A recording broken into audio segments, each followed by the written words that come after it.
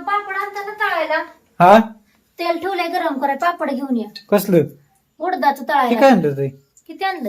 बघ की किती इथं बस का बस झालं. उडदाच पापड तळती होय खायला होय आणि भाजी भाजी शेवग्याची शेंग करायची लागा शेवगी शेंग भाजी बाजरीची भाकर आणि पापड तळती. उडदाचं पापड बघूया आता कसं फुलत ते एकच व्हायचं नंबर.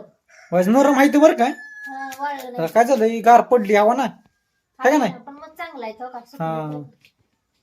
तळायचं. बघूया चला झालं गरम तेल तळणार आहे आपण पापड. बघा एकदम मंद आचेवर घ्यायचं कमी गॅसवर बघा कसला पापड होत शुभ्र आणि हातावर केलेलं पापड येतं एकदम टेस्टी बघा. स्वतः केलेलं पापड लाल येतं अजिबात पडत नाही तिथे तुमचा तळण्यावर हा तुम्ही तेल किती हिटवर तर गरम करता ते दाखवा कसा पांढरा शुभ्र झाला का नाही.